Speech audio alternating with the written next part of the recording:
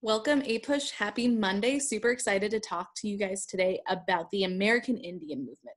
It is something that I kind of heard a little bit about in high school, but got a much better understanding when I took a college level history of Native Americans in my undergrad. And it's something where once I learned about it, I really fell in love with Native American history and just the longevity of their fight for their rights to the land that they occupied first. And especially in keeping with our understanding of the civil rights movement, women's liberation, and LGBTQIA+ activism that we've been doing the last couple weeks, I think that this is a really fitting way to end our study of activism in the 1960s and early 70s. So I'm going to go ahead and share my screen so you guys can see our PowerPoint for the day and present. Great. So as I said, we are going to be studying the American Indian movement, which officially started it started early in the 1960s, but eventually, but was officially created in 1969 under the umbrella group American Indian Movement, also known as AIM. So before we get started today, I'm going to go over our agenda for APUSH on March 23rd. You guys should spend about 15 minutes watching this video, taking notes, and making sure you have all of that key information.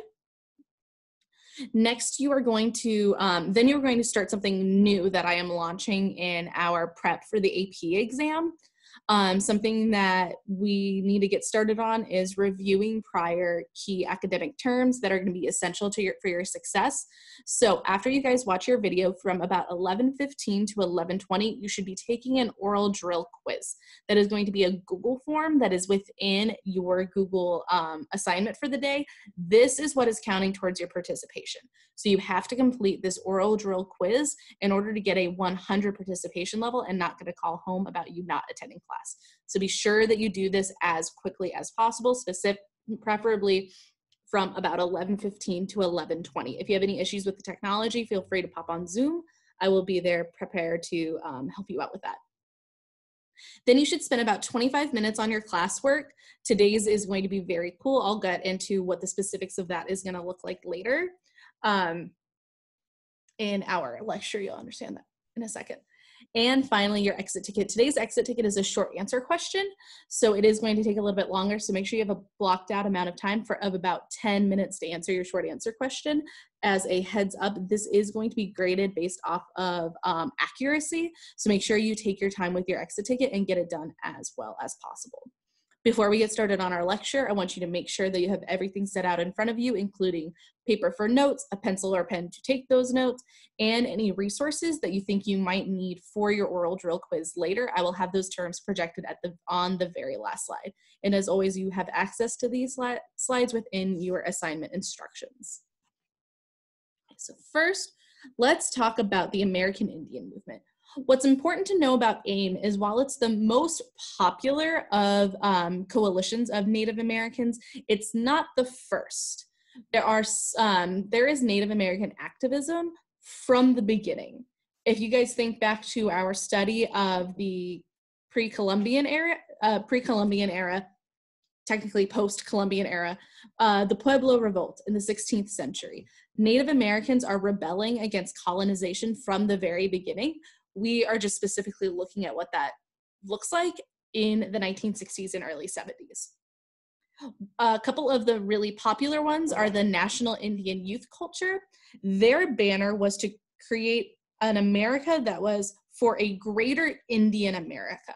So they wanted to bring all Native Americans together under the term Native American, and while still maintain their individuality from their tribes, really push to see each other as allies and under that greater group. You also have the National Congress of American Indians, which is a group of, again, young Native Americans, but they tend to be a little bit more on the militant side, so similar to like the Black Panthers. And while we have all of these groups, they slowly become encompassed under AIM, the American Indian Movement, which is, again, a civil rights group for Native Americans. And while, sorry, And something that's important to know about the American Indian movement is it's very similar to Black Power. Elders of the Native American tribes had often tried to acquiesce to the American officials they often try to acquiesce to government officials as a way to maintain the peace and protect themselves. And this new generation coming up in the 60s, counterculture and the new left, felt very similarly to the Black Power movement that peace does not work. Utilizing peace does not help you demand the types of rights that you should and are privileged to. And so they went a little bit more militant and really pushed for stronger advocacy for these rights. And this comes out in a couple really key historical moments. The first is the occupation of Alcatraz. Alcatraz was a small island right outside of San Francisco. You might be familiar with the term because it's a very famous former prison. So this was an island where dangerous felons were arrested and detained. But by this time in 1969, this island and this prison had been completely abandoned. There was nobody living there. And so Native Americans decided to join together under AIM to occupy Alcatraz. And what occupation means is they went onto this quote unquote American, United States property that legally they were not allowed to be on. And they would reclaim this island for themselves and their activism. And they specifically argued that they would buy Alcatraz for $24 in glass beads and red cloth. And what that's in reference to is 300 years earlier, the English colonizers bought Manhattan Island for $24 in glass beads and red cloth. So it's a sense of, it was pushing the sense of symbolism that this is our land and we have every right to it. But since you paid us in $24 in glass beads and red cloth, we'll pay you back and we'll take over this island. This is how much we will pay for this island. And so it really pushes this understanding that the United States is Native American property that had been stolen from them. And this idea, and what their goal was, as you will see in today's classwork, is they wanted to create an Indian-only society that was completely independent of the United States. They had seen the way that their tribes had been manipulated and mistreated by the federal government. And so by doing this, they were going to show that they did not have to depend on the American government. They were not going to stand alongside this forced dependency on them. And the occupation of Alcatraz lasts for several months, and it really gets people talking like, wow, there's some serious need for Native American rights. And this is further compounded in the occupation of Wounded Knee. Now, as you guys might remember, Wounded Knee is the last of the great Indian Wars in the late 19th century. And it is a moment, it's a tragic moment in Native American history where American soldiers slaughter the Lakota tribe specifically, and did target both women and children. So it's a moment of great pain for the Native American community. And so what AIM decides to do is to take over the government offices in Wounded Knee.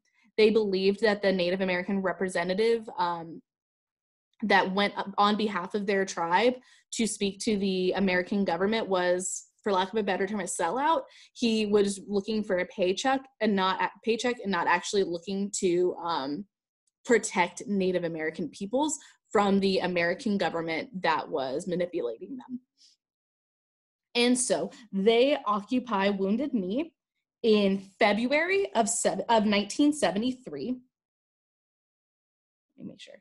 And they occupied this for over 2 months.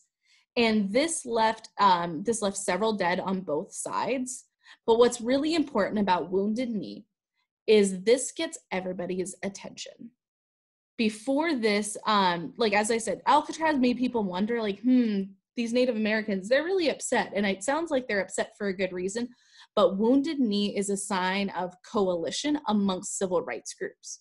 You had very active and prominent civil rights members like Anita Davis coming to Wounded Knee to show solidarity with AIM and Native Americans. You also get a lot of white allies that come to Wounded Knee and side with AIM to show a sense of communal understanding and a communal ownership of what has been done to the Native American people.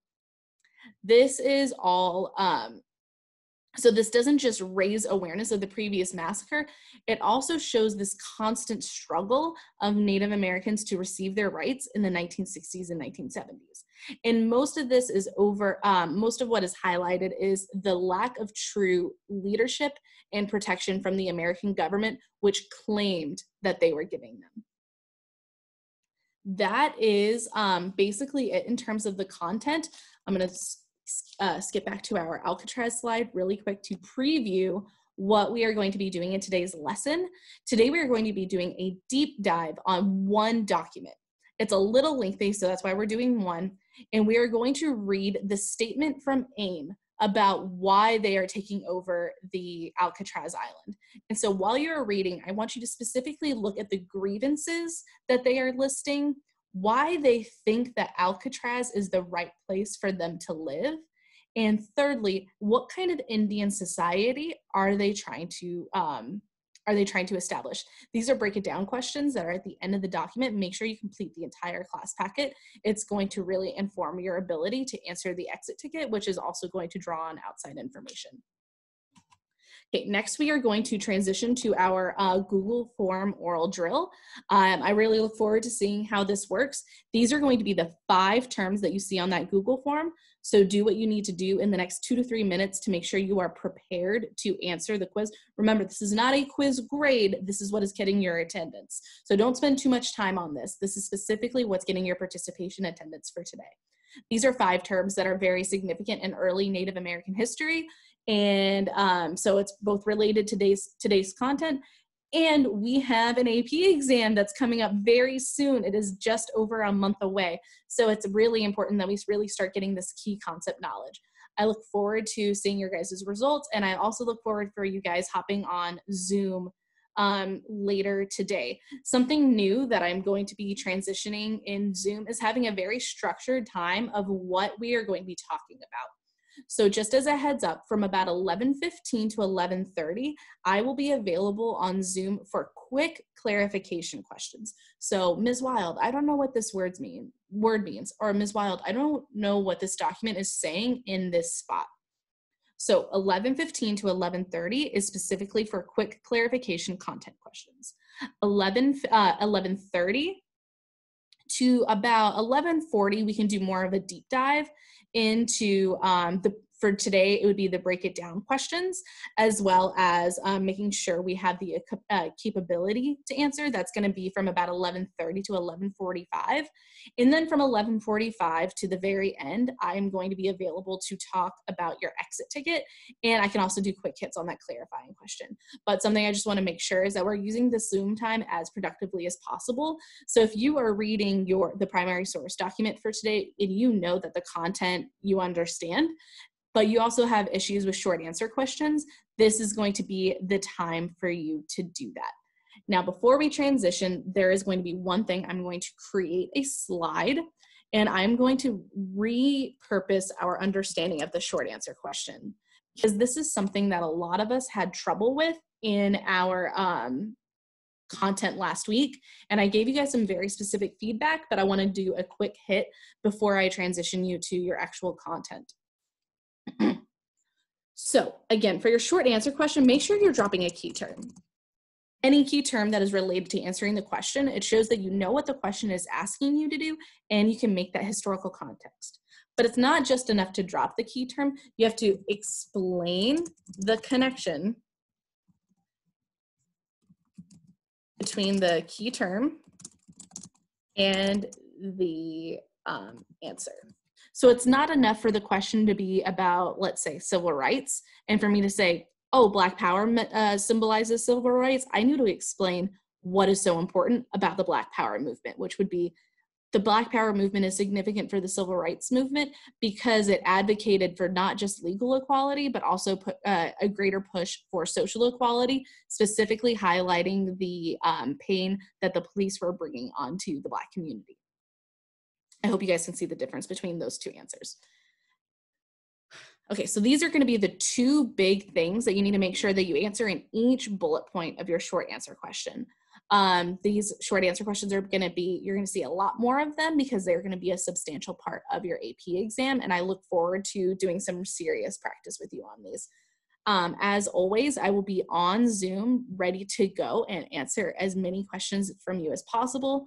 Again, the structure of what I am doing on the Zoom call from what time, from like 11:15 to 11:30 and so on, is going to be listed in the instructions for your assignment. So just utilize that to the best of your ability.